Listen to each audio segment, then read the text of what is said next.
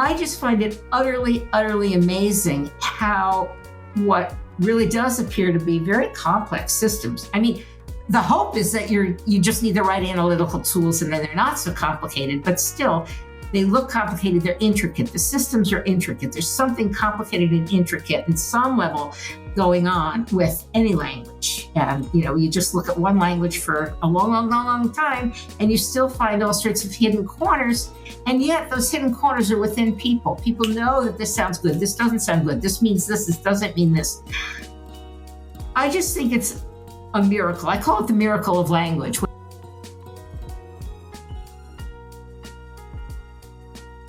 All right, so welcome everyone to today's interview, where I'm very pleased to welcome Professor Polly Jacobson. She's Professor of Linguistics at Brown University, where she's been a professor for many years. Her work focuses on linguistics, formal semantics, and especially on the formal tools needed to model the syntactic and semantic systems of natural languages. Her books include The Nature of Syntactic Representation with Jeffrey Pullum, I'm not sure, Direct Compositionality with Chris Barker, and Compositional Semantics, an Introduction to the Syntax Semantics Interface. She also has a variety of published articles on these topics and more. Feel free to add anything, but with that, welcome and thanks so much for being here, Professor Jacobson. Yeah. Hi, thanks. Thank you. All right. Yeah, good. So I had a look at some of your stuff on direct compositionality and variable-free semantics, and I did want to start with some of the stuff on direct compositionality. So first, for those that are kind of unaware of these issues, to say that a natural language is compositional is, roughly speaking, to say that the meanings of sentences are kind of like a function of the meanings of the parts which compose them. So to some degree this is surely true, but questions remain. So what degree is natural language compositional? What are the rules of composition? So before getting into direct compositionality in detail, which is something you develop significantly, can you maybe expand on this and the idea of compositionality more generally? How has the topic developed? Maybe some of the history there. Well, I'm not an expert on the history, but I will say that in the broadest sense, the sort of adage is the meaning of a whole is a function of the meaning of its parts. As you kind of hinted in what you just said, in some sense, that's kind of almost a tautology. It can't not be true. After all, people don't know the meanings of expressions, as unanalyzed wholes.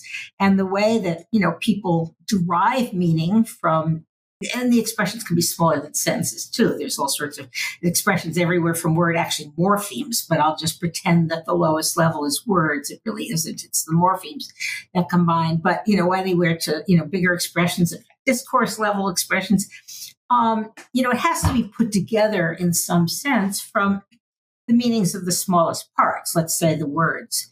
So in some sense, to say that the meaning of the whole is a function of the meaning of the parts is almost like trivial. How could that not be? But I think the questions that arise is in what way, how are we looking, and this is where direct compositionality comes in, what is the representation or the level or something? I don't even like those terms, but what are we looking at when we're talking about the expressions? How does the system, and I'm not going to talk about people much anymore, I'm going to talk more about a formal system, but of course, ultimately that has to be translated to something people do because language is people. It's not out there under rocks. But how is it, in what way do the parts get put together to give the meaning of the whole? And there's a lot of disagreement. That's where we get disagreement. That's where direct compositionality, if you want to get to there now or in a few minutes, whatever, comes in and making a very strong claim about how that's true. Other kinds of ways in which it may or may not be totally compositional is, for example, idioms. So we have these big chunks like, pull strings, which, seems to have the verb pull and the verb strings. And many people argue that it's really not put together compositionally. It's listed in the lexicon as a single unit. I would argue that's not so. That's a whole nother topic we might want to get into later or not. I'll just mention that call it an idiom if you want, but what does that mean? Saying that it's listed as an unanalyzed whole and that it only has a meaning as a whole means you couldn't modify internal parts of it, but of course you can. You can say he pulled those amazing strings. This is an old, well-known fact. There's some early literature on this point. But that's one of the sort of specific debates about just how compositional language really is. So I don't know if that answers your question. No, that's great. Yeah. And your point about how, well, on some level it has to be true, but I mean, that has to be true. Yeah, that's pretty obvious. So the whole debate is like, so the other questions that arise in this specific. In a way, I think the debate is as much about syntax or the syntax-semantics interface as it is about the compositionality of semantics. So I think if I could jump ahead to just getting into direct compositionality right away, many theories sort of, even if not explicitly, either explicitly or implicitly, have a kind of model in which the syntax runs kind of autonomously from the semantics. I think some of that began with Chomsky and his seminal work in the 50s, arguing for an autonomous syntax. And that could mean many different things, but I think it got kind of rooted into the history of grammatical theory and modern linguistics to mean that the syntax is a sort of separate system. It computes representations, and those representations are then sent to the semantics for some sort of interpretation, whatever those may be. Whereas direct compositionality, which my own take on it is it's inspired by the works of Montague, and actually a lot of my own thinking about it was actually inspired by various little comments that Emin Bach had made from time to time. I sort of feel like I'm kind of channeling some of Montague, some of Emin Bach, and certainly other people too. The idea of direct compositionality is that there's no level which is interpreted. It's not like the syntax computes some level and sends it to the semantics. Rather, the syntax is a proof system. It's a system that proves larger expressions well-formed on the basis of smaller expressions, typically. And why not? And since compositional semantics is sort of saying the meaning of larger expressions is a function of the meaning of the smaller expressions, it always seems to me that the no-brainer way to think about it is that those two systems run in tandem.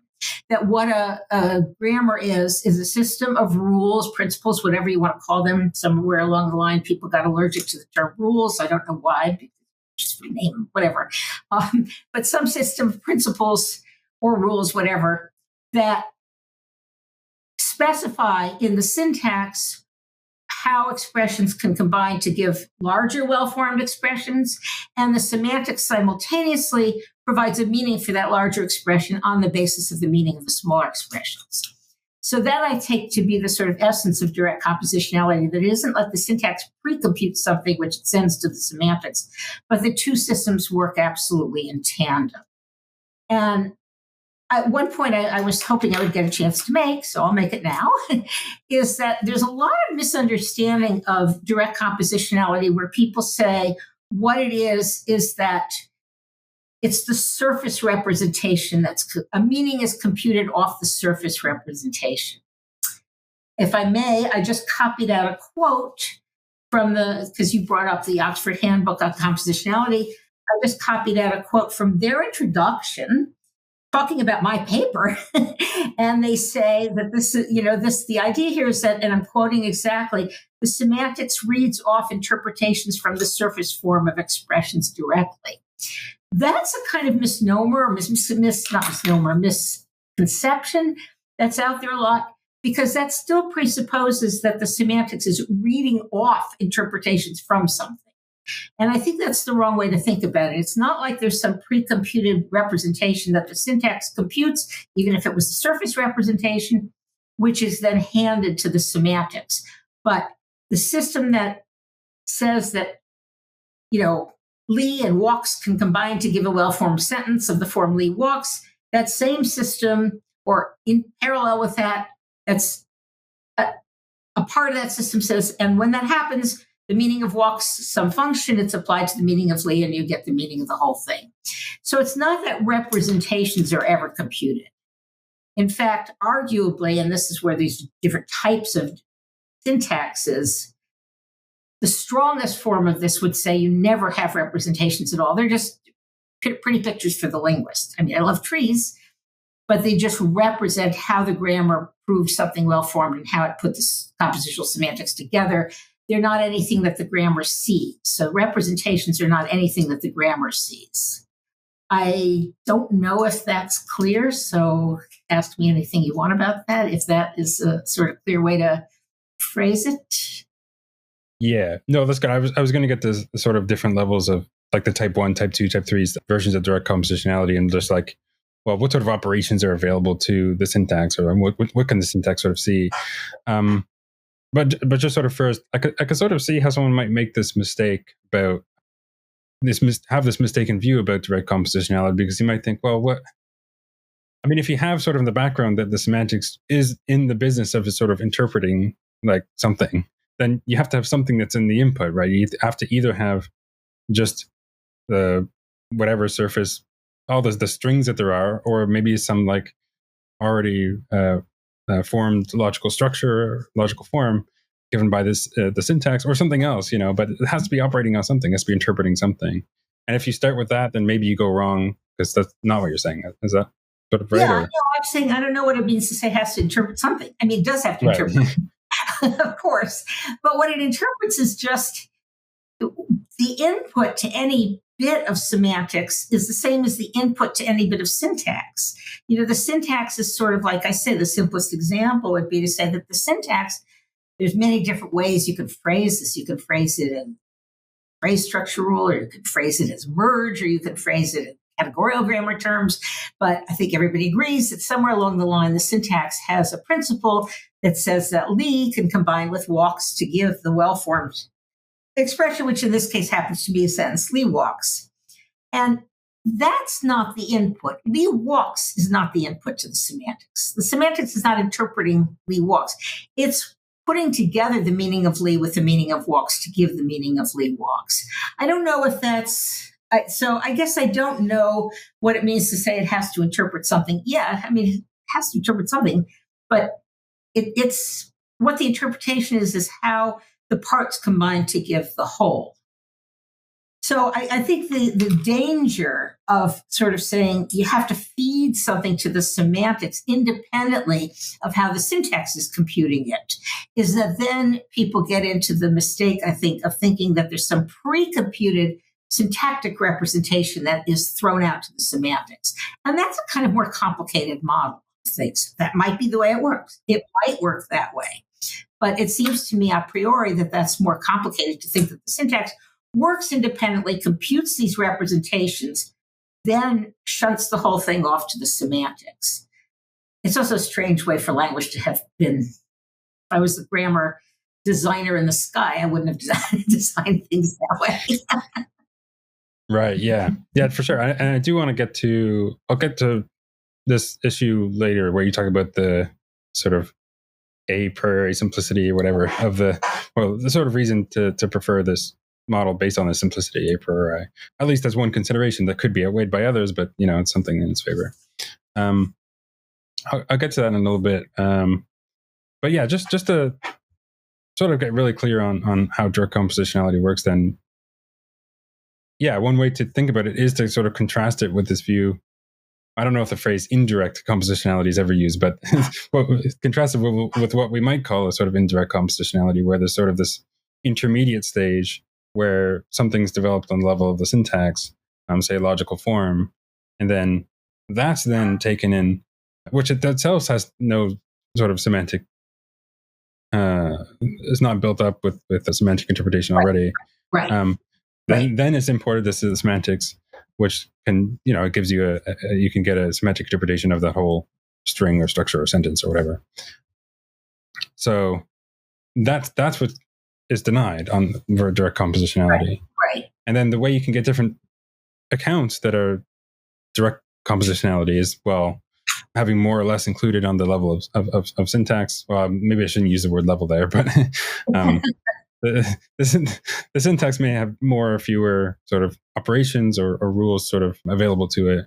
Right. Whereas, and so some of those might be included in just on the level of semantics or not. So, yeah. So as I said sort of already, And you said, I think you mentioned that there's a sort of strong direct compositionality, which says that, yeah, there's just the syntax is blind to any structure at all. It doesn't just outputs, say, strings. Right. And any sort of structure about that. And insofar as sort of structure is interpreted on the level of semantics, and I mean, is that the right way to think about it? I mean, yeah. I guess the question is whether, structure is sort of fine if one takes it as kind of a representation of how syntax prove things well formed and the compositional semantics, or really. So yeah, I mean, I think there's structure in that sense. But the way I like to think about it is the question of, does the grammar ever refer to those structures? So take, for example, let's take semantics out of the picture for a second. And imagine that, and we know this is false, but imagine that the grammars of natural languages were only context-free phrase structure grammars. That was actually a hope in early generalized phrase structure grammar in the 80s. If that's the case, then these trees that we like to put on our blackboards and stuff, grammar never refers to them, because the only kind of rules you have are context-free phrase structure rules. Context-free phrase structure rules do nothing more than say you've got a certain expression of a certain category, another expression of another category. You might have 3, you might have 4. It doesn't have to be binary, but that's a separate issue. Let's just, for simplicity, talk about it in binary rule terms. We know that any grammar with non-binary rules can be converted into one with binary rules as an old result. But that's not really the argument I want to get into. But just for convenience, for talking about it, let's assume that all rules either just map one category to another, like a simple phrase structure rule that says A can exhaustively just consist of a B, or two things are put together. If you look at those rules, trees are never referred to. If you look at that kind of a rule system, trees are nothing more than a way for us to draw out how it is that the grammar proved some string as well formed. This is just syntax now with no semantics. And trees play no role in such a system. They're just, like I say, they're an artifact of how things get put together, but they're not something that plays a role in the grammar. So if you had that notion of how things are put together, and you couple that with the semantics, that would be what I call strong direct compositionality. I think the question we started with was, what is the role of representations? Is that right? I mean, I maybe have lost the thread here, but the representations, they just aren't part of the grammar. People see them, linguists see them, our students, we hope, see them. But they're not something that the grammar ever has a single rule or principle that refers to as part of its input. It doesn't take those as inputs to anything. And direct compositionality says you don't need to take those as inputs to the semantics either, because you're just building the semantics in tandem with building up the expressions. Right. So but the syntax does, and given that it's a fairly complicated grammar, it sort of has some rules for building up structure, but so how is it that the structure you could sort of constraints you get from the grammar how is that not a sort of structure that's like, see what maybe I'm not phrasing this right, but like, how is that different, right? Because you're getting some structure from the rules of the grammar, but that's not the same structure as like the logical form that you're getting at the end. You don't need like I say, it's we can write out. First of all, let me just qualify this before we go on. We know that picture I just gave you is wrong. We know that you can't get all of natural language structures with just context-free phrase structure rules. There's a hypothesis that's been out there for a long time that you need just a little bit more, and that's sort of the way I like to think about things. But I think it's useful to start with that just as a way to illustrate what I mean by structure not being the input to anything. The grammar never refers to structure. I don't know if I guess how to make that clear. I mean, the question is really what you're asking, I think, is can you get such simple grammars that they don't ever need to refer to structure? And, if you wanted to say that all natural languages can be gotten with a context-free phrase structure rule grammar, then the answer to that question would be yes. We sort of know that can't be. In fact, we mostly know that can't be for semantic reasons. But I think it's a useful starting place, just because if we started teaching our students from the beginning in the abstract what context-free phrase structure grammars are, what they do, and then you say, now draw a tree, but they would understand that the tree is just representing how the rules worked. And there was no actual rule in the grammar that refers to any trees. It just refers to expressions and the category labels of the expressions. It just refers to category labels, which are really shorthand for sets of expressions. I mean, a category label can be thought of as, NP can be thought of as a set of strings. Right. Okay. So I guess the important point is although you can, describe in some way the resultant strings with this structure, with this language of the structure, it's not required as a sort of input for the syntax. That's the relevant difference. Whereas, yeah. Structure is, something that, let me see if I can give an example from logic or something. I mean, if you have a proof, the trees are really just representations of proofs.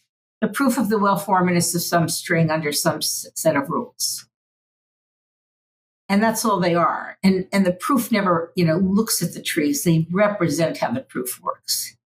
Now, in fact, I don't think I think that's too strong. I think that you can't, because of the way syntax and semantics work, you can't say that there's no internal structure ever kept track of by the rules. So I myself am sort of tempted and attracted to this idea that it's been around really since syntactic structures in different forms. But the way Emmon Bach phrased it is that we have not just rules putting two strings together in the syntax, but also you can have rules having one string infixed into another. We know we need that for morphology, so why not for syntax? But that would be it. So you would need a little bit of structure to know where the infixation point is, as it were. But you wouldn't need a full sort of tree representation. That would never input anything in the syntax. Right. Right. Yeah. I was going to bring this up next, which is, on type 2 direct compositionality, you have the infixation operation. As you say, you're sort of not just at the level of maybe words and morphemes, but or substrings, whatever. You have whole phrases or parts of sentences or that can be sort of infixed in certain ways. So the reason that you think that that's actually needed, that's on the level of syntax, is that, well, would it just be that if you didn't have that, then there's this, there would be this bit of structure that would not be given a sort of local semantic interpretation? How would this work? What would be the problem here? So the problem, this kind of goes into sort of stuff known in mathematical linguistics. The problem is you can prove that with context-free grammars only, you can't get what are called crossing dependencies. So you can get languages like, A to the N, B to the N, meaning a well-formed string in that language has N number of A's and the same number of B's, and nothing else is well-formed. But we know there's a little proof you can do if you take some mathematical linguistics. It's not, you can give a little proof that you can't get A to the N, B to the N, C to the N, where it's the same number of A's, B's, and C's. Or you can get, it's really weird. With context-free phrase structure grammars, you can generate you can describe a language that generates strings that you can cut them down the middle, and the right half is the mirror image of the second half. So if we had A's and B's, you could get something like ABB, BBA. But you can't get the copy language. You can't get ABB, ABB. Of course, you can get a single string, but you can't get something where all the strings of the language are one half is a copy of the other. It could be the mirror image, but not the copy. That's all sort of, kind of very abstract. But what is known about that is what you can't do is get sort of unboundedly many crossing dependencies, where if you think about the ABC case, where we have A to the N, B to the N, C to the N, we can kind of fold out. You can get the A to the N, B to the N, because you could fold those out from the middle. Every time you have a well-formed string, add an A to the left and a B to the right.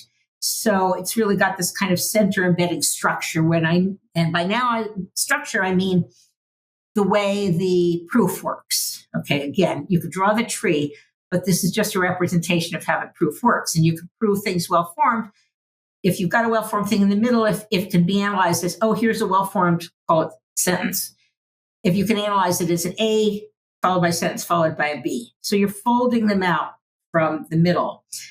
If you try to do this with A, B, C, the same number of A's, same number of B's, and same number of C's, you will, if you just draw the picture, is the best way I can explain the intuition, even though I'm against pictures as sort of reifying them, but I'm doing that now. If you draw the picture, your lines will cross, because the number, you can sort of start with the A's and B's unfolding, but then the C's depend on the B's or the A's or something. There's no way to draw it without crossing lines. That's just a kind of a simple-minded way to put it. But, I tell my students to go home and try to do it, and they can sort of see the point pretty easily.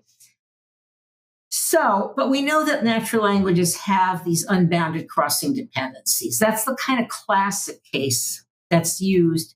Not the only case, but it's the classic case that's used to show that languages can't be context-free. And it actually has a kind of interesting history, because the classic case that was first discussed this way is in Dutch, where, and this, you don't get this effect in main clause sentences, because the syntax of Dutch, like most Germanic languages, has a complication in main clauses that the verb will always come second. In embedded clauses, the verb is final. But so if you look at embedded cases, please stop me at any point. I'm kind of throwing out too much stuff all at once. If you look at embedded cases, I'm going to use English glosses. I don't speak Dutch. I probably could put in the Dutch words, but I so badly mispronounce them that I'll do it in English. You can get something in an embedded sense, like I think that. And then under that, you can get something like Jan, I'll use English names, John, Marie, the children helped teach swim, where what it means is John helped Marie teach the children to swim. If you think about it, the dependencies there that are crossing are semantic dependencies. It's not, when this first came out and people were talking about it in early work within, say, generalized phrase structure grammar, it was pointed out, but that's just a string set A to the N, B to the N. It was a very sort of silly point. I mean, I think it was made for a different reason, but anyway, it's not A to the N, B to the N, simply because there's no way to get the right semantics attached to it. So the argument there was always really about the semantics, not just the syntax. There's no way to get a syntax that works sensibly with the semantics to get the right interpretation.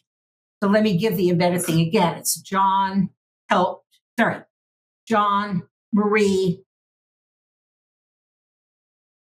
the children helped teach swim. I'm sorry, I'm having John first. I'd like to have Marie first. Let me rephrase it as Marie. Marie, these are sentences out there in the literature and they sort of stick in your head, but let me change it to Marie, John, the children helped teach swim. So now this means Marie helped John to teach the children to swim. There's no syntax that works with the semantics. So the argument was really never about syntax. It was about, at least at that point, it was about how the syntax works with the semantics. And hiddenly, everybody was really hit. I think secretly everyone's a direct compositionalist, because so many arguments kind of boil down to direct compositional assumptions. That what we're doing, except for all, if you just have the trees, you could then, you could have any tree you want and then map it into a different logical form that would give you uncrossing the dependencies, right? If you could do that, why not? But no, nobody really wanted to do that. Why? Because they really wanted a syntax that was going to work sensibly with the semantics. that particular argument, just giving a little bit of history here, people said, well, the string set you can get with context-free rules. And so then this guy, Stu Schieber, a computer scientist now at Harvard, came along and said, but, we can reproduce the same argument with case verbs that govern certain cases. We can reproduce the argument in Swiss German, where the verbs determine the case of NPs, and so even the syntax can't get things right. Okay. We really didn't need to go to Swiss German, because anyone who wants your semantics to work off something is not going to be able to have a simple context-free syntax that the semantics, even if you want your semantics to work off pre-computed representations, blah, blah, blah, that are just from the syntax. If you just have the syntax and nothing more giving trees, you're not going to get a tree that the semantics could ever interpret. You would need to add in some transformation to a logical form to get the semantics, and then you're not doing context-free syntax anymore, because you have a sort of second syntax that maps one representation into another. Right, you were talking about the infixes. So it turns out that with infixation, you can get the right syntax semantics mapping for these Dutch and Swiss German cross-serial dependencies. This is something that was shown by Carl Pollard, a dissertation at Stanford in 1984. By the way, just a footnote here, I am this summer spending some research time with three fabulous undergraduates here, just incredible, wonderful research group. And we're looking at the extent to which this infixation stuff can be made to work for a variety of empirical phenomena in not just English, but in other languages. So this happens to be very much on my brain. We had one of our research meetings this morning. But the idea of using this infixation to sort of extend just a little bit beyond context-free rules. And the reason context-free rules are interesting and important is because they never refer to any internal structure. No structure needs to be kept track of, as I was saying before. But it looks like we need enough structure to know how these infixation rules apply. So Pollard, in his 84 dissertation, showed that with this kind of infixation process, which he called RAP, following Emmon Bach, who originally called it RAP, you can get a syntax and a semantics working together for the Dutch case. His analysis was absolutely beautiful, and it's not very well known. And my students and I have discovered that it's very difficult to find his dissertation online. I don't know why. Stanford website ought to have it, but it doesn't. Anyway, that's kind of a... so I don't know if that comes back to the question that you were asking. No, it's a lot of good stuff. So for the specific case, then, like Mary helped John teach kids to swim or whatever it was. Right. How does adding in infixation, is that what helps create a match there between the syntax and the semantics? Yeah. I mean, this is probably going to be beyond what I can just say without a blackboard, and I don't really see any good way. I tried that before to get my camera to the blackboard, but let me see if I could try it. So we're building this up bottom up. So we start with something like the children swim, and then we get... I'm not going to give you the rules, and I'm not going to give you the full system. I'm just going to give the intuition, okay? Then we build, that's just like English. We get the children swim, and okay. How can I say this easily? It's complicated by the fact that the children is not really the syntactic subject of swim. It's the understood subject of swim. It's really the object of teach. So you can imagine that teach takes two things to give a verb phrase. Teach the children to swim. It takes its object, and then it takes this other complement. Let's not worry about what happens at that stage, okay? The next stage is that we have a stage in the syntax semantic computation where what you have is the children teach swim. And that means teach, in English, teach the children to swim. The children is the object of teach. It goes to the left of teach because Dutch is verb final. It takes its things to the left, okay? For some reason, and this really is part of the whole system, but I think I'll just confuse things if I say why at this point, you get the swim on the right. So you get the children teach swim. The next level is Marie, and you can just get Marie, the children teach swim. But now we get help. So we have Marie, the children teach swim. You could kind of imagine how the semantics might put that together to mean Marie taught the children to swim. Already you've got that crossing there. But I think it's clearer if you look at the next level. We've got Marie, the children teach swim. Now we have help. And help has to come into the middle of that string. Help has to come in before the teach. And that's where the infixation comes in. I don't know if that's clear. But supposing you could somehow compose with the right meaning, you've already had to actually have one infixation, but I think it's easier to see at the next level. Supposing you've managed to compose Marie, the children teach swim, meaning Marie teach the children to swim. You go up one level and you get help, and it has to come. You've got a bunch of noun phrases, Marie, the children, and a bunch of verb phrases, teach swim. That help has to come into the middle of all that. Because at the end of the day, you get John, Marie. I'm sorry, I got John as a subject here, but all right, defaulted to that. John, Marie, the children help teach swim. So when the help comes in, it has to come in as an infix. So without looking at the technical details, is that clarify the intuition? That if you can keep bringing in the next verb as an infix, you can build up get the right semantic dependencies.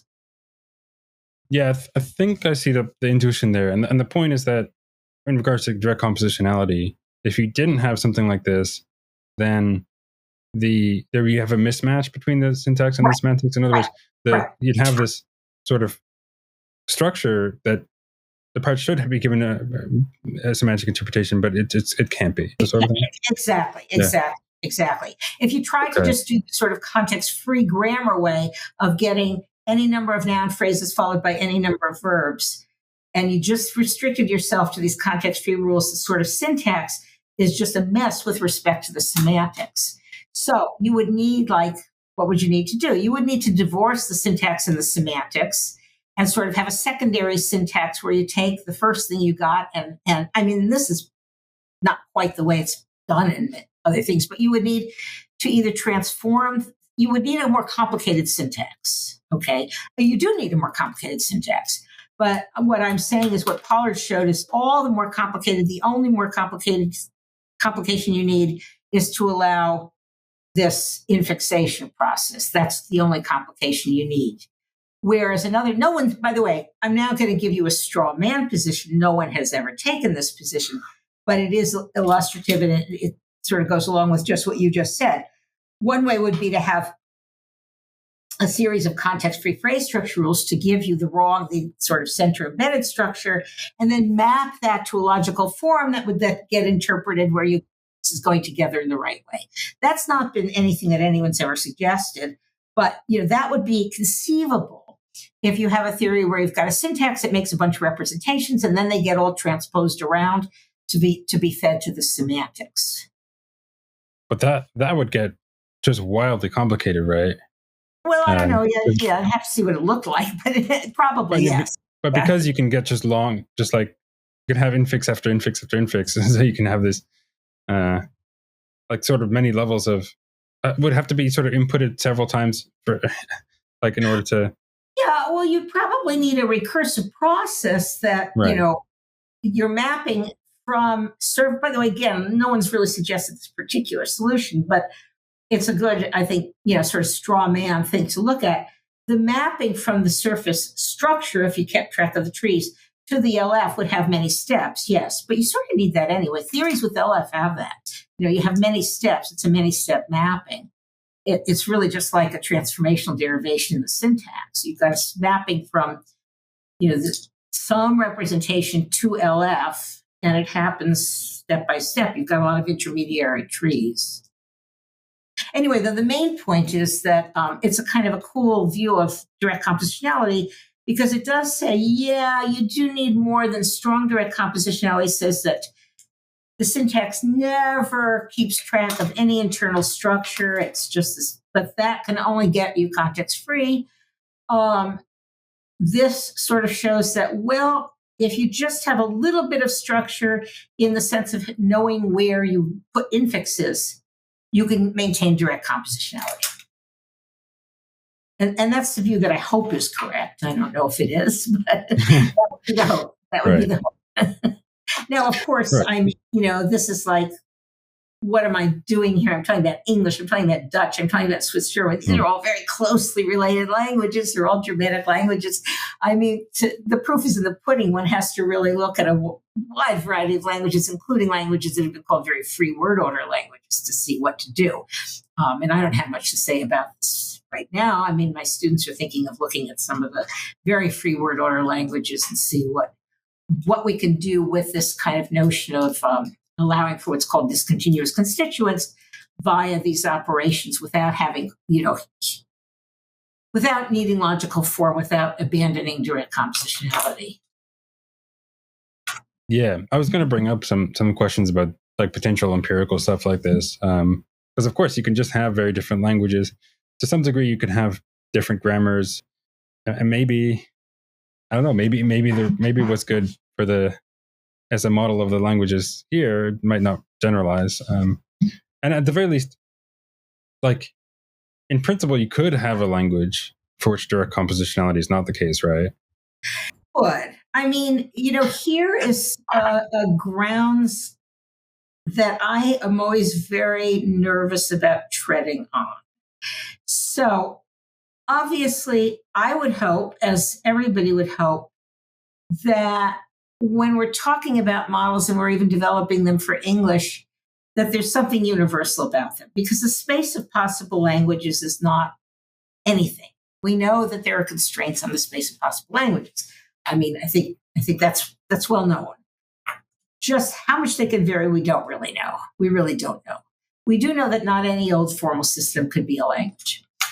And given that, one of the appeals of direct compositionality is it's a little easier to imagine it hooking into models of production and perception. It doesn't directly do that. None of these models hook directly into production perception, but they have to at the end of the day, because that's what language is. It's got a production. People use it in production and they use it in comprehension. So these things have to be able to, translate or hook into models of production perception. And since I assume that humans are humans, we would like the way in which that happens to be that kind of connection between the formal models and what humans do with them to be universal. So I would certainly like to think that something as kind of deep as direct compositionality would be universal. I would not be happy to find that, some languages have a level of logical form and some don't. But I can't prove that. I mean, I think people are very premature in positing universals when we know so little. I get very nervous about trying to make statements about universals or even grammars of languages that I don't speak, which is just about every language besides English. I mean, I sort of speak French, but not very well. I'm kind of an outlier in my field that way, of getting nervous about doing superficial. Well, I'm not an outlier that way. Nobody wants to do superficial cross-linguistic work. But I get worried about making too many claims about other languages if they haven't been well studied by a lot of the speakers of that language, for the simple reason that I know that, people have been working on English syntax and semantics within the sort of modern linguistic paradigm, call it generative grammar if you want, since how long ago was 55 now? What is that, 70 years? Almost. Yeah, like 70 years. Close enough. Yeah. And we've been looking in detail about English in particular, just because a lot of the community has been native speakers of English. And there is still so much we don't understand. I mean, one of the things I love about doing linguistics is I still find weird puzzles in the empirical data. I mean, I love empirical data. I just love discovering and thinking about new data and, kind of get obsessed about it. I was realizing the other day that I'm very prone to earworms in music, but I'm also prone to earworms in data. I sort of get a problem and I want to construct the data. And that's the only time I get rid of the musical earworms is when I'm getting linguistic data earworms. But there's just so much data, so much subtle data, even in English, after 70 years of hundreds and hundreds of people trying to work out some of the details of the system, that it doesn't mean we shouldn't. We should absolutely have to be looking at other languages to get anywhere to try to figure out the space of possible languages. But we have to do it carefully. We have to do it with a lot of caution, hopefully, and I see more and more of this in the field now, of people trying to work very sophisticatedly with native speaker consultants of other languages and also kind of get the native speaker consultants, help sort of make them linguistic partners, linguistic analyst partners, because that's what you have to do. To really analyze the language properly, I think you have to be a near native speaker of it because it's so complex and subtle and there's so many little corners. And so it's kind of a dilemma because we want to investigate as many languages as possible because we do want theories that are going to be about human language in general, not just one language. So you really raised the question of, though, to what extent could they vary? Could you have a language that doesn't do things direct compositionally? I would hope not. I mean, I would hope that's a fundamental enough property of human languages that that's not a way they vary. But I sure can't come up now and say, oh, no problem. They're all direct compositional. I just can't do that. Right. Yeah, no, that's good. I think like one thing I could sort of imagine, I don't know if this is the case, is that while it could be that, humans could develop a language that violated direct compositionality, them doing so, it would result in a language which is maybe cognitively less realistic, less efficient. It's not the sort of thing that they would naturally develop. So you wouldn't maybe expect them to ever develop a language like that, but maybe in principle they could. I mean, this wouldn't be so surprising to me maybe if something like that were the case. I mean, what do you think about? Yeah, I mean, of course, one of the things we know is for any language, it's got to be learnable. So really, it's the constraints on learnability that's going to constrain whether this would be possible or not. And again, I'm also not an expert on acquisition, but far from it. But it's just a deep enough principle that, like I say, I'm not in a position to say, anything that looks hard to do direct compositionally in such and such a language, it's easy. I know how to do it. I don't even know how to respond to all the challenges in English. But I do think it's a deep enough property that we would hope it is universal. That's one I would stake a certain amount of my salary on that. No one will ever be able to prove or disprove that, at least not in my lifetime. But, because like I say, I mean, one of the benefits of direct compositionality, first of all, it's just sort of conceptually, why would grammars be designed to not be that way? But on top of that, it seems to me it does have a benefit in that it is a little bit, it affords a little bit better tools to understand how things can be produced and understood in real time. See, one of the problems with having like a level of logical form that's interpreted is what those models are saying is you have to sort of get to the end of the sentence to get the whole syntactic parse, then map it to a logical form. Now, again, this isn't people. This is the abstract system. The abstract system sort of computes out a representation, maps it into another representation of LF, sends that to the semantics for compositional bottom-up interpretation. Now, that's not claiming to be anything about what people do, but it has to hook into something that people do. And if people need an LF in order to do the interpretation, that means they can't start processing a sentence till it's at the end. And we know there's lots of good evidence. There's some beautiful evidence by one of my former colleagues, Julie Senevi, and her colleagues, her dissertation actually, that really showed that, of course, people compute meanings online. I mean, we sort of know that anyway. Of course, yeah. Exactly. I mean, in a way, why did we need to show it? But it's nice to have it shown. One simple way to show that is this business of people completing each other's sentences, right? So, of course, we know you're doing that. Now, once again, these abstract models aren't what people are doing, but they have to hook into what people are doing. If there's a way to compute meaning without waiting to the end and doing LF, why not just say that's the formal model? Why not say whatever people are doing is the formal model? oh, we need a model that's neutral between perception and production. But let me backtrack for a second and go back to what I was saying before. We somehow need these models to be able to hook into what people are doing. Direct compositionality, I think, gives us at least one step closer to that, because you don't need to sort of have this pre-computed representation to get the meaning. Now, as it stands, for English, for example, if we assume that the syntax puts things together, if you have something like, Lee loves model theoretic semantics. Take that sentence. Okay. The normal way to think about the syntax is that the structure, and by structure I mean the proof, is that and the compositional semantics, it puts together loves and model theoretic semantics first as a verb phrase, and then combines that with Lee. So that makes us still pretty far from a way to explain how people compute meanings online, because the sort of way in which the semantics is putting things together is from the right, whereas people are hearing things from the left. And I hope it's clear that by this left and right, I mean a metaphor of time, left being earlier in time and right being later. So sometimes people don't know that. They say, but what about Hebrew?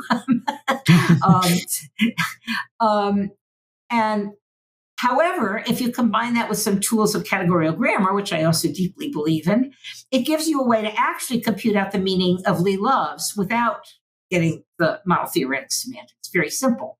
Lee loves can be put together in such a way that it denotes the set of things that Lee loves, and then boom, out comes model theoretic semantics, and that's in that set. So direct compositionality combined with these tools from categorical grammar, I think, gives the first crack into how it is that people can compute meanings online in real time as stuff is coming in. Because you can put things together, it's sometimes called incremental processing. You can put things together word by word as it's coming in. I think it's very attractive to hope that that can be the way it's done. But that's another reason why you would want all these tools to be universal, because, no matter what language you speak, people are interpreting things. There's no, I don't think, what do I know? But I don't think that anybody has found a language where, no, the speakers wait till the end of the sentence to interpret it. I mean, that's just not the way humans work. It's not the way human languages work. Right. And the fact that they aren't waiting to the end to interpret it, if we wanted to deny direct compositionality, but, accommodate that data, I guess we'd want some sort of further theory to explain how it is that they're doing that. Right. Exactly. Right. Exactly. Whereas on direct compositionality is sort of there already. If their actual human processing is sort of decently modeled in this way, then you don't really need much more. Maybe do something like that. Yeah. Well, you still do need, like I say, the tools to sort of put together left to right, which is not the sort of standard way the syntax does it. But you've got, at least you've removed one obstacle. Thinking about it. And it's not just that you're interpreting what we know. I mean, what I love about the work that Julie Sedovy and her colleagues did, they showed that, some people there are theories of pragmatics that would not agree with what I'm about to say, but without getting into all that, they sort of showed that people are not only computing the meanings online, but they're making very subtle pragmatic inferences. So can I take a second to explain this work? Yeah, sure. You may know it. I don't know, but probably not everybody listening does. It's very cool. So what they have is this eye tracker. They put on this head-mounted eye tracker, and it follows your eyeballs. And the assumption is that your eyeballs are telling you something about the processing. And so you sit in front of a grid, a screen, and it's got it's a 3x3 grid. And the middle is just to tell people to look at the middle of the screen. And you have, by the way, Julie, if you ever are listening to this, I apologize if I'm, or to anyone who's involved in this, if I'm representing this work slightly wrong, but I think this is my understanding of it. I hope I'm correct in this. So the thing is, you can have like a picture or even have actual objects, but no, a picture, say, of a tall glass, a short glass, a tall pitcher, TCGR, and a distractor object like a pencil. And what you do is you say to people, pick up the tall. And ultimately, you're going to say something like, the tall picture, the tall glass, the tall pencil, or whatever. But you just look at what their eyes are doing at when you get to tall. It's pick up the tall, and you see where they're looking. If you don't know this work, I'll ask you what you think. Where do you think they look? They hear pick up the tall. Well, they're looking at the objects that are tall. Okay, so you think they're looking at the tall glass and the tall picture? Sure. Yep, that's what everyone Makes thinks. sense. Yeah, no. Oh, really? Yeah, what they're looking at is the tall glass and the short glass. And so the point is, what this work, at least again, this is my interpretation of it, and I know there's a lot more to say because there's much more complicated scenarios, but oversimplifying here, the reasoning is that you use the and you use the modifier. So they're not only getting the semantics, but they're getting a lot of pragmatic inferencing. The pragmatic inferencing is, why did the person say tall unless that was a reason for it? There's only one picture. So you would just say pick up the picture. So if tall was put in, it's there to disambiguate the two glasses. So that's why they're looking back and forth to the two glasses.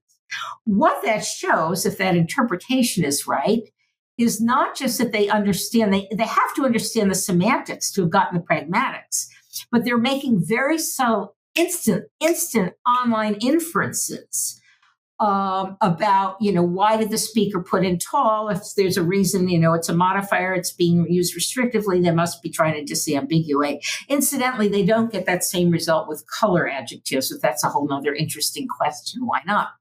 But they sometimes do. I mean, it's a whole long story on that. But the point is, this shows not only that we sort of are understanding the semantics, but we're doing subtle inferences instantly online as we're hearing the stuff, because it's just as we're hearing it. And by the way, they can tell it's as we're hearing it, but the nice thing about the eye tracking is it's very instantaneous looking at where the eyes look at. You get really, really fine-grained temporal understanding of what people are doing. So given that we're able online to not just understand the literal meanings, but start doing inferencing off the literal meanings, there has to be some system that allows people to get to those, not just semantic representations or symbolic representations, but actual stuff from which you can do inferencing. And that's where I think direct compositionality at least has a prayer of a chance of trying to get us to a model of that. There's many steps, but it's closer than thinking that you have to go through a different representational level. Right. Okay, good. I did want to bring up a potential misconception that someone might have that I think you discussed, which is that, wait a minute, if we're adding, suppose we take type 2 or type 3 or type 4 direct compositionality, we're adding more on the level of syntax, more operations available to the syntax. Well, isn't this just a roundabout way of saying that the syntax is able to produce a kind of level of logical form that in turn gets logically the semantic interpreted? In other words, how is this even compatible with direct compositionality? You see the worry there. I think it's still different. So both in my paper in the Oxford Handbook, which is the one I think you're referring to now, and also my earlier paper in Linguistics and Philosophy, I don't know if you looked at that, called The Disorganization of the Grammar, 25 Years, where I talk about the different types of compositionality. It's still, I think, different. You're right. If you put enough, the reason I don't want to go into these more complicated things myself is because you're still making things more and more complicated if you put more in the syntax. But it's still the case, even the most complicated, I think I talked about it in both of those papers, basically what generative semantics should have done. They didn't, but they should have done this theory in the 70s, late 60s, 70s, where they had basically, it could have been directly compositional. They didn't do it that way, but just they didn't know that much about semantics at that point, where the syntax builds representations and they're interpreted in tandem. And then there's these transformations that muck them around, which does make it hard to understand the online processing stuff, because in processing, you would still have to unmuck these representations to get them to where they were, where the semantics is done. So it does still have that criticism. that still strikes me as one level less complex than what I call the modern conception. At least I call that in the LNP paper, where the idea is the syntax does all this mucking around, have movement and all that stuff. And then it's set to, then there's more mucking around, mapping trees to trees to trees to whatever, until you get to LF, and then interpreting. That still strikes me as one level more complex than just having the syntax and the semantics work in tandem and then have the syntax do some shifting things around. That's still simpler than having this syntax. I mean, if you, by the way, just went straight from basic surface syntax to LF, this criticism wouldn't hold. That's embedded in a theory where all sorts of stuff moves around in the syntax. But the representations you get out of that are still not what's interpreted. That still gets mapped into another level and gets interpreted. I mean, it's just a matter, I guess, of sort of the architecture of how many different steps you need to get at the interpretation. But, in some sense, you're right. If you have a complicated enough syntax, if it's complicated enough, I think it does undermine some of the advantages of direct compositionality. I think it still could be direct compositional in that sense of what I call deep direct compositional, but it undermines some of the advantages of it. So yes, I think you would want to have a pretty simple syntax. Right. I mean, maybe we could think of direct compositionality as kind of coming in degrees, right? The more in tandem the syntax and semantics work, the more directly compositional the language is, and you can think of it as being less so. And when there's just a complete separation where the syntax outputs something and then that gets interpreted by the semantics, then that's not really at all a kind of direct composition. Yeah. I'm not sure I totally agree with what you're saying, but I think I need to think about it more and see actual examples to know whether that makes sense to me. All right, fair enough. Okay, so then you've been saying that you're sort of hopeful that something like the strongish direct compositionality that you've talked about so far is like adequate, and that you wouldn't need to add something more on the level of syntax in order to get the right results. But of course, you could think that we need something more. You talk about level 3 involves adding in sort of more further operations like substitution and deletion and so on. Right. Yeah. So, I mean, why might someone think that something more like that is needed, or something stronger than what you're, well, I guess stronger in one sense than what you're saying? Yeah, more stuff. Yeah. So repeat the question. Well, why do you think this? Someone might think that we need a type 3 or type 4 version of direct compositionality. Like, what might be some motivation for thinking that? Well, so one thing is one thing where I think people have often had the instinct that we need something a little more complicated has to do with quantifier scopes. So, of course, this is the classic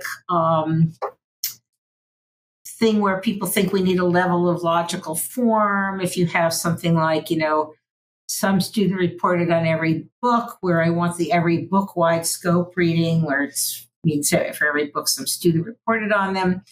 There's various ways you can do that directly compositional, and with even stronger compositionality, which I don't need to go into because they're kind of technical, but there are ways you can get those two readings completely direct compositional. This is something that one nice way of doing it was done by this guy, Herman Hendricks, in his dissertation at Amsterdam, 93, I think. But there's still an instinct, and I myself have it off and on, that his way is to sort of mess around with the types and do a lot of sort of mapping of verb meanings to more complex verb meanings, which is perfectly compatible with the whole program.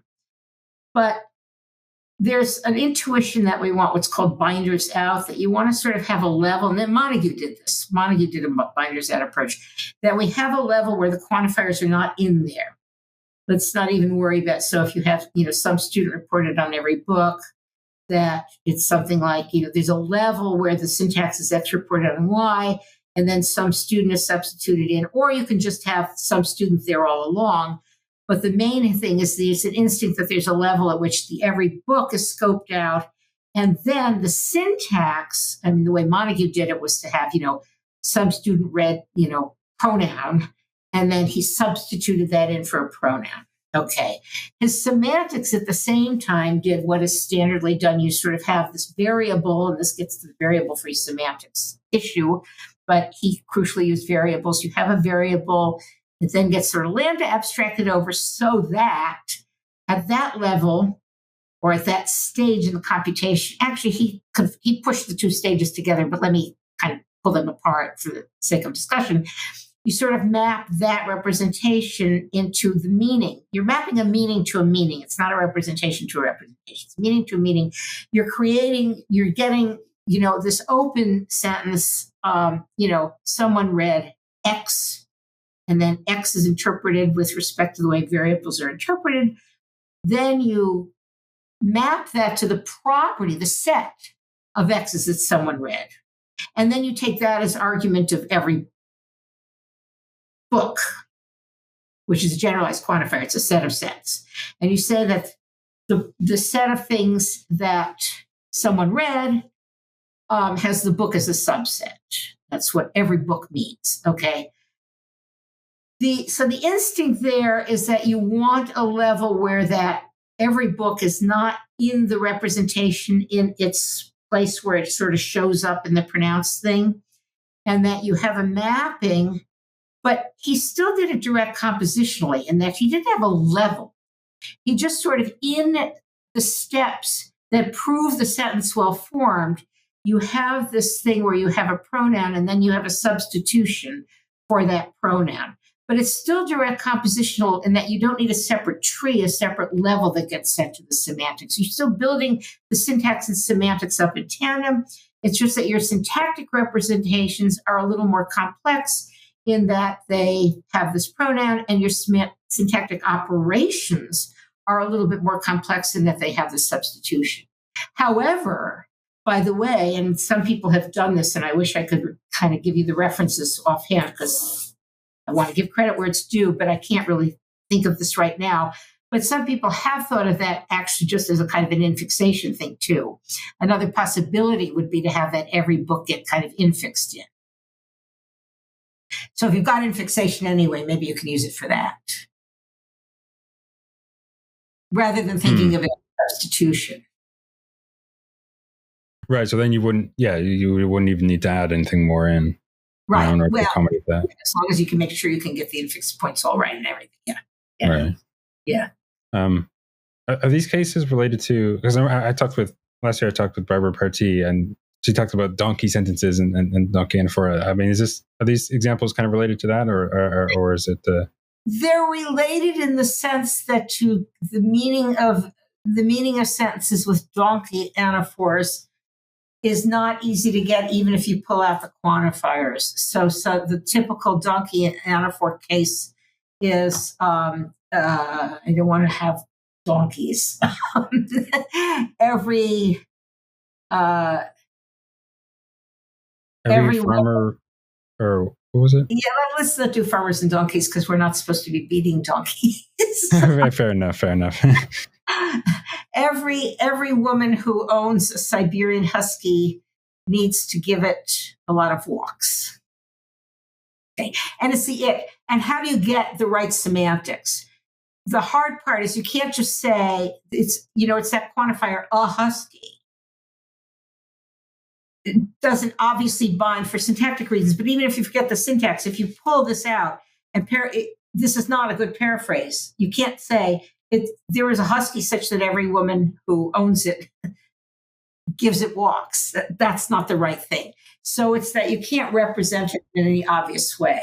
There's a whole tradition of saying that these are what are sometimes called paycheck pronouns, where that it is really interpreted as the husky they own, but you don't have to represent it that way. You can represent that it as being a free variable over functions from individuals to whatever, and apply to, and it gets sort of bound by the every woman, and the free variable is interpreted as, in context, is interpretable as a function that maps women into the husky that they own.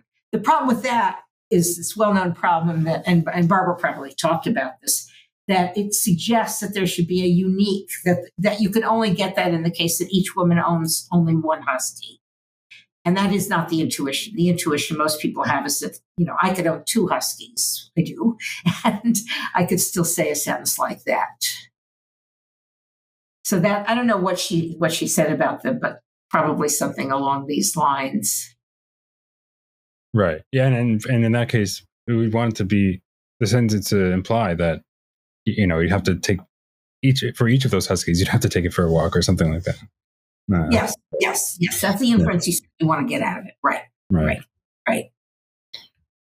So the worry that these cases potentially offer to direct compositionality would be what exactly? Would it be just that maybe you need to add more rules into the syntax in order to just like how?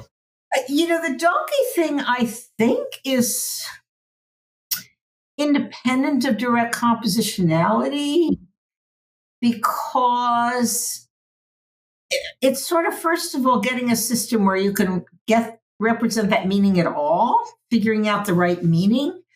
So one of the problems with donkey pronouns is that they sometimes have what are called strong readings, where it's every husky that they own, and sometimes weak readings. So, for example, if you say something like, let me see if I can come up with a good minimal pair.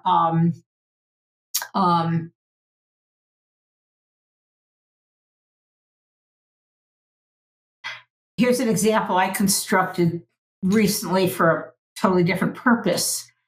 But take something like every person who finds out that they have a counterfeit $10 bill should give it to a policeman. That's all of them, right? You should give every the understanding of that is you should give every counterfeit bill to the policeman. But if you have something like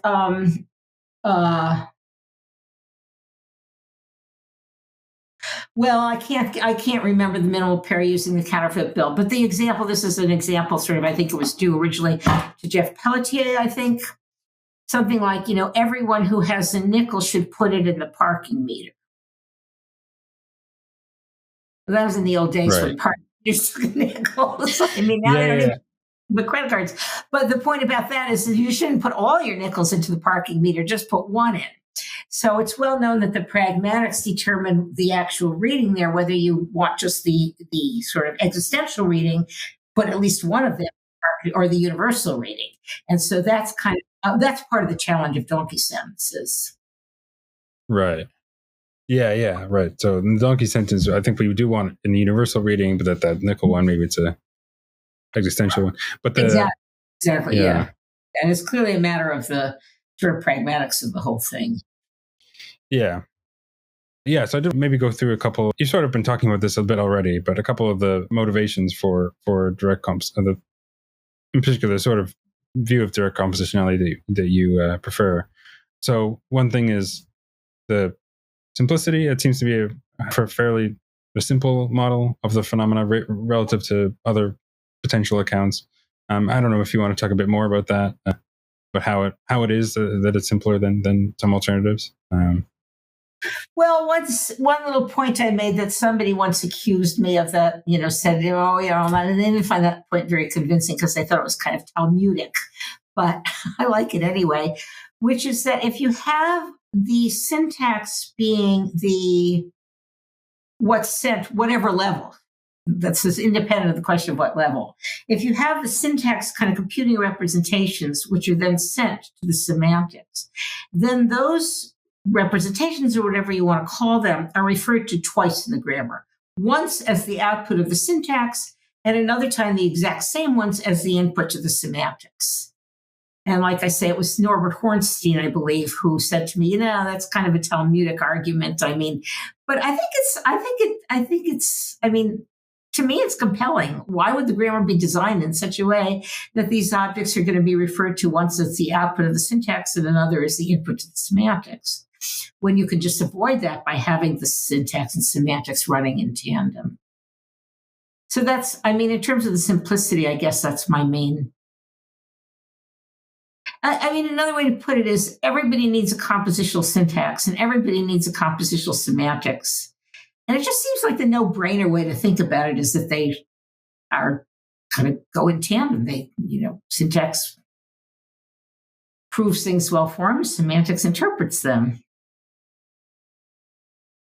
I mean, if you look at, I'm not a logician and I'm not an expert on logic, but I think if you look at, say, simple first order logic, the way it's taught in, say, logic classes, where you get, you don't really need a model theory, it's just a proof theory. Like you get statements like, if P is a well-formed expression or proposition or whatever, and Q is, then we have P and, some little connective there, Q.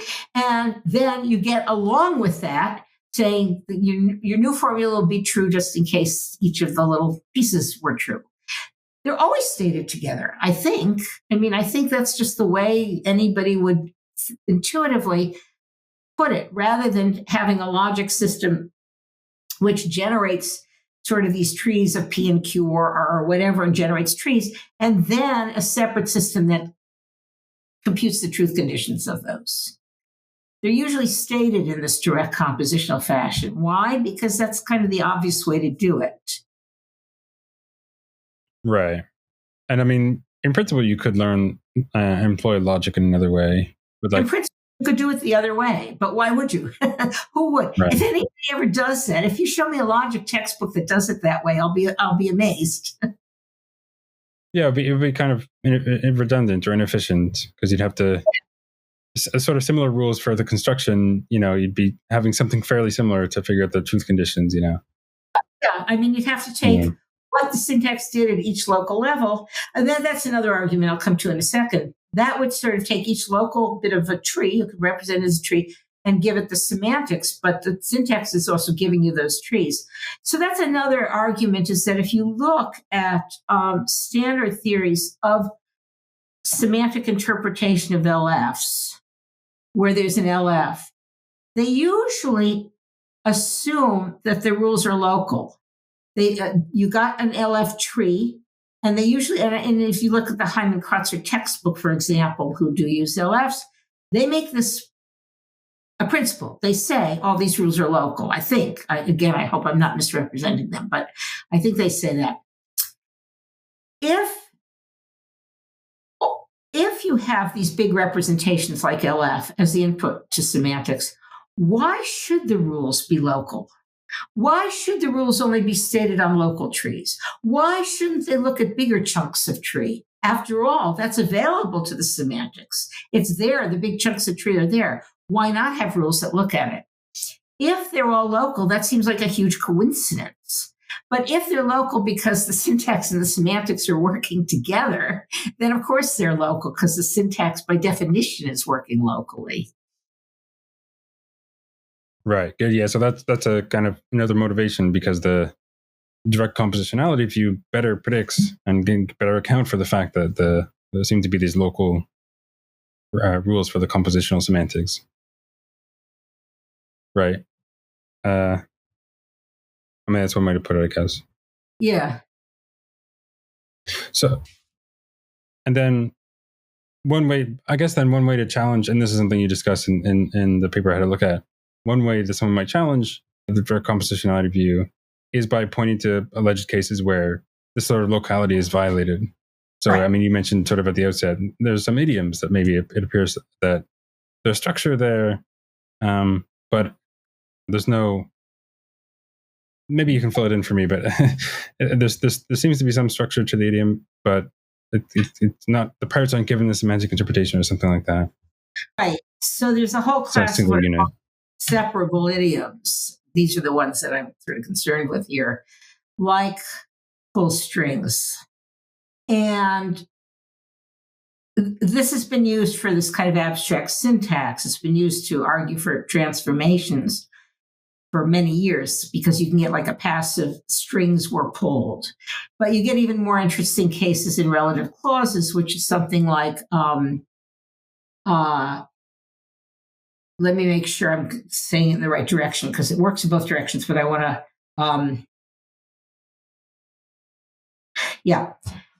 So there's this old arguments for what's called the head-raising analysis of relative clauses, where you can get something like the string. So assume that pull strings, and he pulled strings to get me a job. Okay. Assume that pull strings, you're not interpreting pull and strings, but you're interpreting that as a unit. But we get something like the strings that he pulled got me my job. And they're separated. Strings is what's called the head of a relative clause there, and it's modified by this relative clause that he pulled. Okay. So there's an argument, people still use it. I still see it in works all over the place, that this is argued for what's called the head-raising analysis of relative clauses, without worrying too much about the details of that. What it means is you assume that at the level that the semantic sees, strings was the object of pull, and then it kind of moved to this other position. So at the level the semantic sees, there it is down there. It's pull strings, and it kind of gets separated. But so that would explain sort of why you can get the strings that he pulled. I mean, they're very separated. You know, you've got a that and a he in the way. Pulled got me my job. Macaulay turned this argument on his head by saying you could get the opposite too, which is something like he pulled the strings that got me my job. So if the strings had to be way down there at the level of semantic sees, you won't get the right interpretation. So you're sort of, you know, if you do it one way, you're okay, but then you're messed up for the other case. Without even going through that, let's just take the original example. The strings that he pulled got me my job. And let's suppose that strings only had an interpretation as pull strings is the idiom. What got you the job? What's the subject of the sentence? What was it that got you the job? Something gotten you the job. So it really doesn't make any sense. Moreover, there's a very lovely paper in language from, I don't know, in the 90s by Sog, Wasso, and Nunberg. I guess I said that wrong because it's alphabetical. So it's Nunberg, Sog, and Wasso. Jeff Nunberg, Ivan Sog, and Tom Wasso have this paper in the 90s pointing out, and other people have pointed this out too, but theirs is a nice paper putting this all together. You can modify internal parts of these idioms. You could say he pulled a lot of strings to get me my job, or he pulled wonderful strings to get me my job. What would it mean to modify this if it didn't have any meaning? How could you possibly modify it? How could it possibly be modified if it had no meaning? So what it seems to show is that we don't really understand idioms very well, but the parts have to have meanings. They have to be put together compositionally, because if they only had meaning as a unit, there's just no way to modify them. Moreover, in something like, you know, the strings that he pulled got me my job, the question that I just said, I'm repeating myself here, but what got you the job? You know, if strings doesn't mean anything, what got you the job? I suppose you could say it's the act of pulling strings, but that's starting to read an awful lot into the interpretation that isn't there in the syntax. Right. Yeah. No, that seems like a pretty clear case. It's pretty clear that, at least for that proposed idiom, maybe there's other cases that someone might give as maybe a better example. I'm not sure if there are any, but at least for ones like that, you know, there are ways to modify and insert relative clauses and so on that would suggest that clearly it does some meaning there. Yeah. Yeah. There are some that are very unseparable, and those might, but even those, so the classic one taught in every intro syntax class that is not separable apparently is kick the bucket.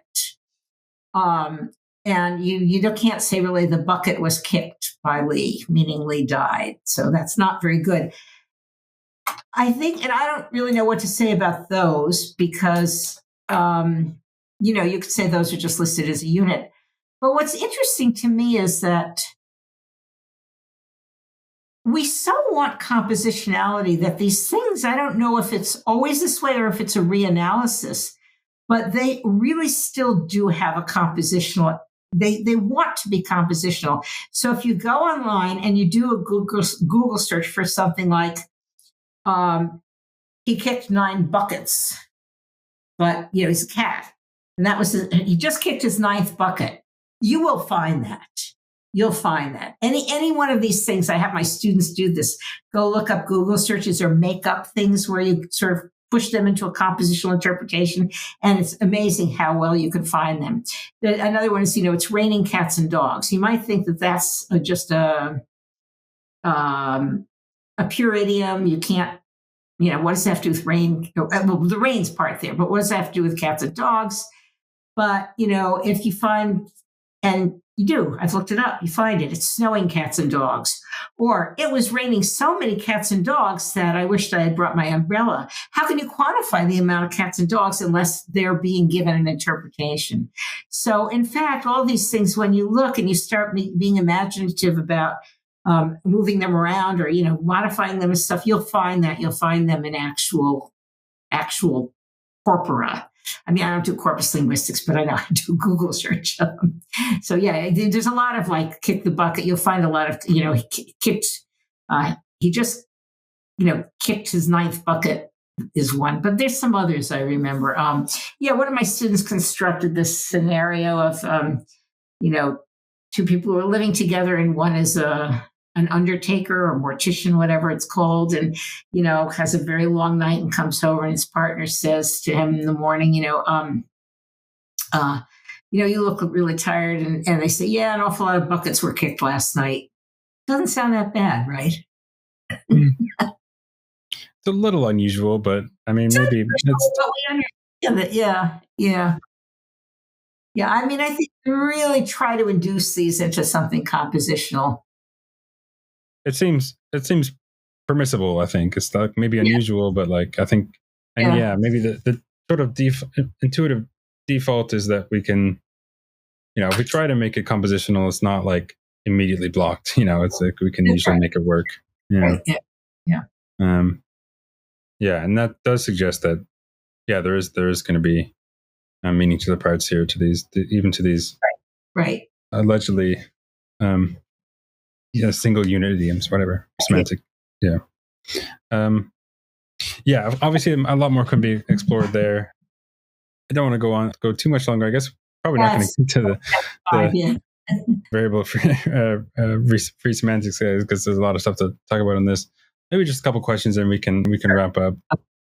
Just like, what do you think are some of the maybe main challenges or main sort of open problems in this area about direct compositionality and stuff, on your view? Yeah, well, I guess, when it starts looking like you really do need more structure, as you said, if you have enough stuff in the syntax, in some senses, it's still really interestingly direct compositional. And, I do think quantification, there are non-trivial problems. I mean, again, it would be a little technical to go into them, but I think there's non-trivial problems about quantifiers. I mean,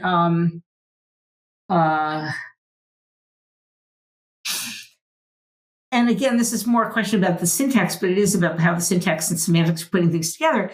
So, I mean, it is when you have these so-called discontinuous constituents, that's certainly a problem for the strongest direct compositional, that you just have, context-free rules, because you can't get that by definition. If you have infixation, you can get some of these discontinuous constituents. But if they get complicated enough, then you wonder, are you really getting a direct compositional analysis of some complicated cases where things really look like they've moved around and so forth? That's really more a question of the syntax. You can still do a direct compositionality thing, what, generative semantics did, and then have your syntax mess things up a bit. But, the question is still then, does that preserve the advantages of direct compositionality? So I think those, there's plenty of real challenges, the specific cases where there's a lot of discontinuities in the way, in what looks like the way the meanings are put together. Right. Yeah. Yeah. Okay. And of course, language is very complicated, and there's going to be, I'm sure there's a lot of different areas of research that people can continue to explore here. So I know I normally like ending with a kind of general metaphilosophical question, like about the value of philosophy, but maybe maybe you want to think of the value of, I don't know, this sort of linguistic research. Like, why is what's the kind of value maybe to you or more generally of exploring these issues? Like what's the sort of, yeah. Well, I mean, I can just answer it on a personal level. And I sort of said something about this earlier. I've been doing this for more years than I care to say because you'd figure out how old I am, but I've been doing it for a lot of years.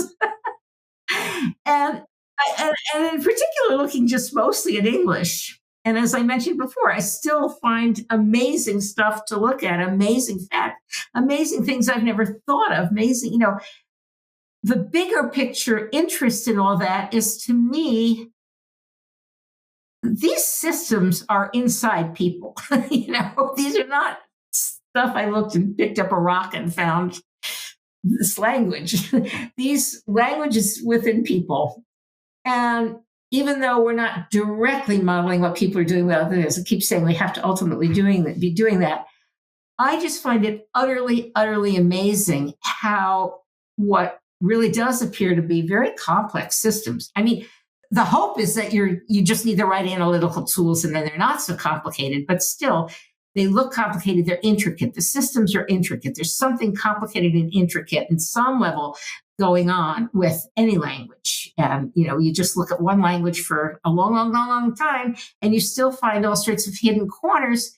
And yet those hidden corners are within people. People know that this sounds good. This doesn't sound good. This means this doesn't mean this. I just think it's a miracle. I call it the miracle of language. When I teach intro linguistics, I begin my first lecture by saying, here's the miracle of language. And I try to give sort of some interesting examples of things that are not obvious at first. You would never have thought of them until you took a linguistics course. But then you look and you find these complicated little corners. And the fact that we have these systems in our heads, to me, is amazing. It's an amazing fact about humans that we have these complex systems that we unconsciously master. We learn language without being consciously taught. We pick it up from, the data around us. And, we certainly don't learn it the way ChatGPT learns it or any of these large language models. We learn it from fairly impoverished data. And yet what we come out with, the output system, looks pretty intricate. And so I don't have an answer. I don't know how that's done in the brain or how we learn them or anything. But to me, it's just absolutely miraculous that we walk around with these complex systems and intricate systems in our brains that we have learned, that we manipulate all the time, that we understand instantly. It's a really miraculous human feat that we have there. And, I don't want to say, oh, no animals have it. I don't really care if other animals have it or not. That is miraculous for them, too. I don't think they do. They don't have anything like the kinds of systems we have. But even if they did, that would be fine. It's just that, what an amazing thing it is to just observe these systems, try to figure them out, try to figure out what it is that people have unconsciously mastered. I don't know if that's the answer to your question of the big picture, but that's sort of I'm happy with that. I'm happy with just being happy that these are such beautiful systems. Yeah, no, that's great. I mean, these are such beautiful systems, and I guess I would say there's some value in trying to understand them too. I mean, maybe that's what you're saying. Yeah, absolutely. Yeah. So, something you said there made me think of something else I wanted to ask just very quickly before we close.